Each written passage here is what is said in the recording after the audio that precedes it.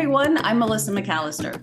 And I'm Dr. Lauren Fitzgerald, and you're listening to The Made Fitz Show.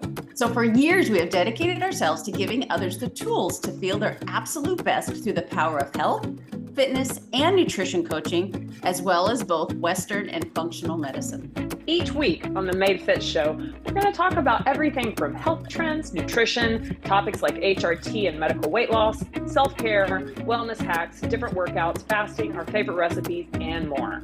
We promise that The Made Fitz Show will be educational, entertaining, but most importantly, worth listening to each week.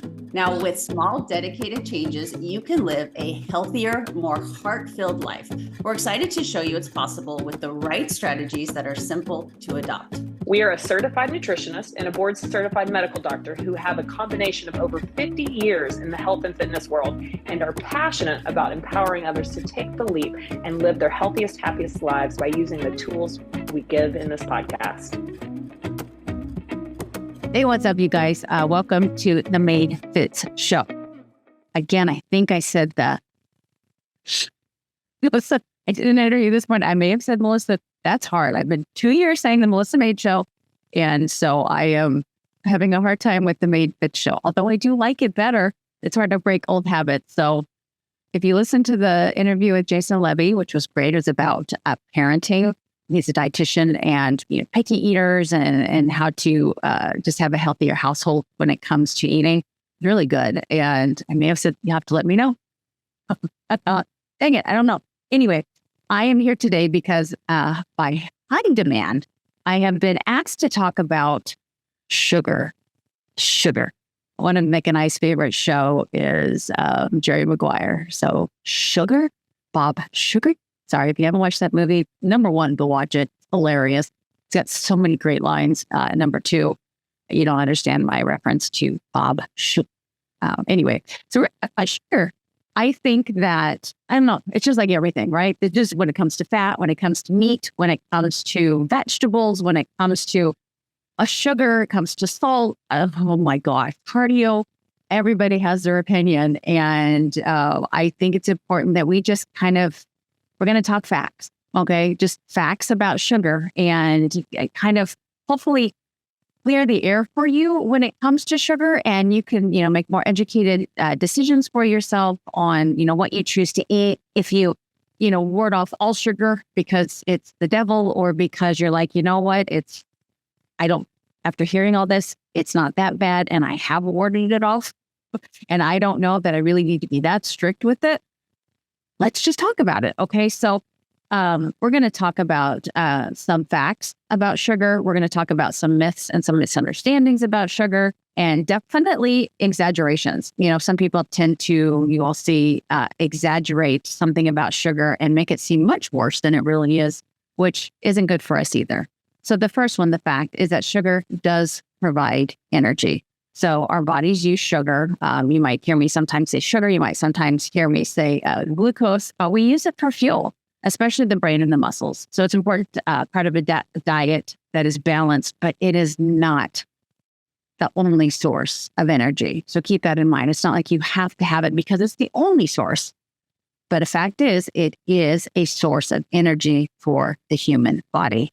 But keep in mind too, there's different types of sugar. So we just tend to kind of lump it all together, and fat's the same way. There are different types of fat. There are different types of sugar. So if it's naturally occurring in fruit, vegetables, and milk, it's got other great things that come along with that sugar.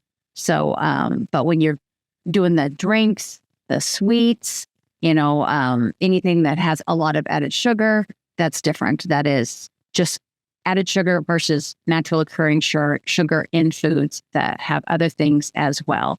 And so the body processes these differently, with added sugar, of course, having a lot less desired effects because you're not getting the fiber and the vitamins and the minerals that come with the fruit, the milks, the vegetables that have the sugar in them versus, I don't know what's your favorite candy. Those of you that know me real well know what I'm about to say. I love hot tamales. I love the candy hot tamales. I used to eat a whole lot of those.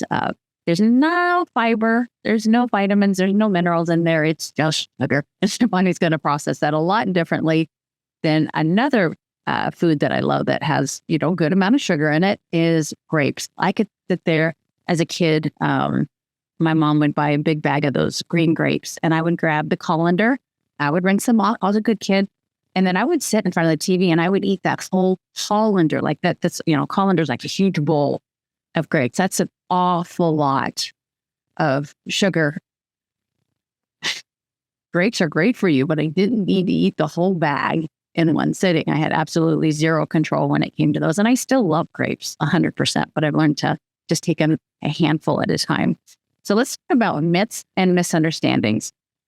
Again, we think, or we've been told, and you hear it a lot, that all sugar is bad. That, if you can just eat, I guess that, well, things are changing. The carnivore diet used to be so big and nothing but meat. And there's still people that just eat meat and butter and stuff like that. But some of them are putting, I think, honey and some fruits in there as well, because maybe they came to the realization that all fruit is not bad. So excessive sugar intake can be detrimental. So the natural occurring sugars that are in the foods that we eat, that we get from Mother Nature, are not detrimental to our health.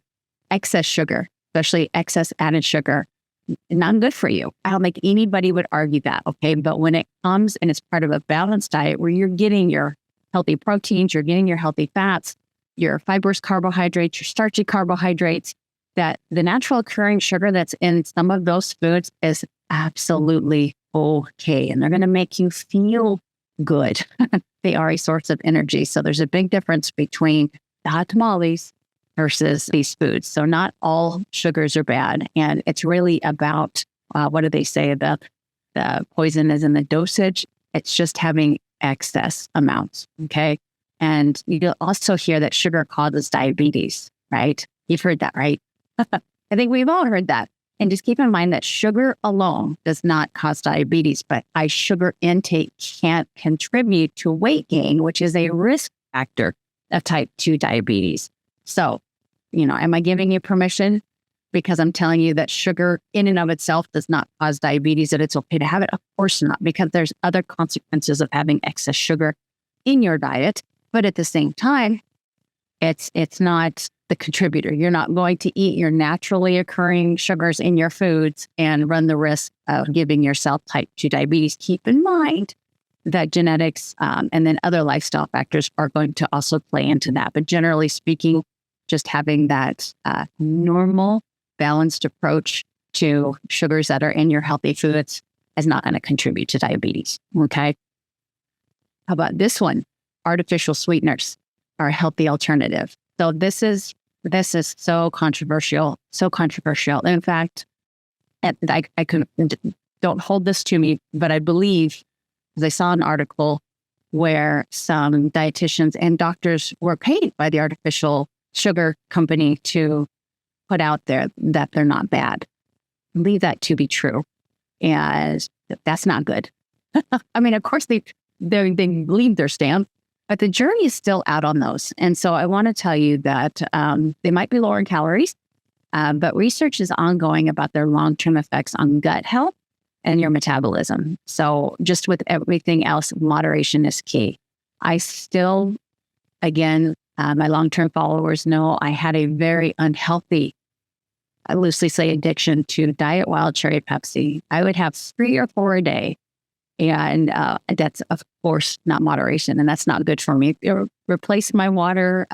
It made my joints hurt like crazy. I want to plead to you guys that maybe drink a fair amount of diet soda. If you notice that your joints hurt, trust me. I know it's a big ask, but don't have diet soda for a couple of days and notice how your joints feel. It's crazy. At least it is for me. It definitely causes me some serious joint pain when I drink that much. Do I still have one on occasion? Absolutely. I have one on occasion because moderation is key. Do I think the chemicals in diet soda is good for you? No, I don't, but it's not replacing my water. It's not something I have 3 or 4 times a day like I used to. And I tend to lean more toward that. I think it does have something to do with metabolism and your gut health. So Let's not try to overdo it. But at the same time, I don't want you to think that they are so much better than sugar, because they're really not. They could have their own issues. How about just exaggerations? You see a lot on social media. Someone will take something and they will blow it up and exaggerate it, maybe because they were misinformed, maybe because it helps them sell a product. I'm not sure exactly why, but the first one that I see a lot of is that you have to detox from sugar. Now, your body does a great job of ridding itself of excess sugar. Your body's amazing, and it can do that. So it's not like you have a bunch of stored sugar in your body that needs detoxifying. That's not going to happen. Now, will you have withdrawals if you cut sugar out? Absolutely. Just like caffeine. Absolutely. You might feel some, withdrawals, your body going, hey, where's that quick energy source? I really miss it. But you really don't have to technically detox from sugar, because we don't build it up. It's not just sitting there in a built up state needing to be cleansed out. Okay. And then I want you guys to remember that the American Heart Association, which may or may not be my favorite association, just like the American Diabetes Association may or may not be my favorite association, but they do recommend for women 25 grams of added sugar a day or less, which is 6 teaspoons. And that's added sugar. So, if you're eating something, but you hope you eat a whole bunch of food that doesn't have, a package around it, but for the ones that you do, and you look at the nutritional content of the sugars, and then they always put the added sugar. That's what you're looking at. How much added sugar is in that. And so you're looking for 25 or less grams of the added sugar, not total sugar, because there could be naturally occurring sugars in there, which usually mean that you also have the vitamins and the minerals and the fiber that's attached to that as well. So 25 for women. For men, it's 36 grams or 9 teaspoons. And it doesn't sound like a whole lot. But if you remember that it's added sugar, not total sugar, it opens it up a little bit and allows you to eat those healthy foods that, the sweet potatoes that do have a little bit more natural occurring sugars in them, instead of thinking that you have to count every single gram of sugar. That'd be a very strict diet. You could do it. That would be a very, very strict diet. So when people talk about, you'll hear 25 grams of sugar, but people exaggerate knowingly or not knowingly, saying that it's 25 grams of sugar. It's added sugar. Okay. And that's going to open up the door a little bit more for you to have that more balanced plan. Speaking of Jason, which I talked about in the beginning, if you did listen to the episode, I love that he talked about having a plate. And 1/4 of the plate's your protein, 1/4 is your starchy carbohydrates, and then the half is more, fibrous carbohydrates. And he says it's so easy because everybody's hands are different sizes, even if you put your hands together, then that's about the size of plate that you should have. And it's each, grouping of fingers is 1/4. So protein for, your starchy carbohydrates, and then maybe both palms of your hands are for the rest for vegetables to have on your plate, which sounds very much like the mate diet. That's a great visual. And there's going to be naturally occurring sugars in those starchy carbohydrates and also in the fibrous carbohydrates, but you've got those wonderful vitamins and minerals that also come with that, and the fiber that's going to help keep you full and keep the sugar from being such a strong hit to your body, because fiber helps slow down that absorption. So I hope that was helpful. Many years ago, I was a lot more, for those of you watching, I'm pounding my fist into my hand, I was just very more cautious when it came to sugar, extremely cautious. And I loosened the reins on a lot of things, mostly because if you look at the food industry now, it's going nowhere but for the direction it has been going for a long time. And I do love that in this wonderful world that we live in, and how grateful we all should be that we have those choices. You can walk into a grocery store and you can see all these wonderful, healthy foods. And then you can also see all the, what I call fun foods, and you have that choice. And I hope that you reach for a whole lot of the more whole, healthy, nutrient dense foods than the fun foods, but you have that choice. And you have to allow that. Life is just too short. It's too boring to not enjoy the chocolate chip cookie here and there. But I also can get on a huge tangent, but this is more one-on-one client communication, because everybody is so different. Some of you I know have had issues with added sugar and have had a diet that has had a lot of it for a really long time. And moderation is very tough. And I just want you to know that's okay. If you are the person that has to abstain for a while, not because you have to detox the sugar out of your system, but to just kind of change the way that your palate works, the way that you think about food, and you start to enjoy real food again so that those other hyperpalatable sugary foods just don't sound as good, by all means do it. But you also can do moderation if you can do moderation. If you can have, dessert once or twice a week with your family or your friends and be able to control that and really watch for those added sugars, you're going to be just fine. So watch it. It can't be a free-for-all, but know the difference between the added sugars and the sugars that are naturally found in these healthy foods, the artificial sweeteners. Moderation. That's all I'm going to say. Stay moderated with those foods and know that it's really, truly about real food. Less labels, real food. Find those proteins, those healthy fats, the fiber-rich foods, and lots and lots of colors for your gut health. And you're going to be just fine. So I hope that was helpful.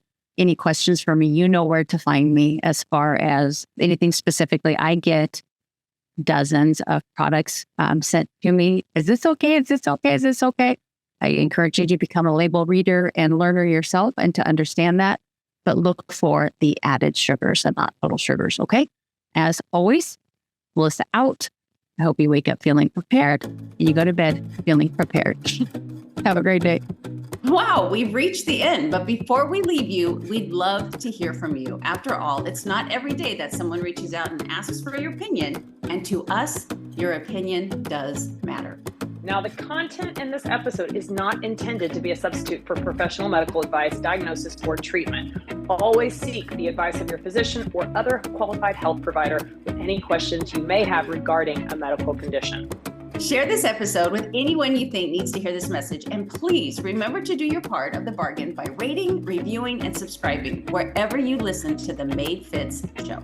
We are Melissa and Dr. Fitz, and until next time, thank you for your time, support, and action you take in your own health journey. You get one life. Let's live it abundantly together.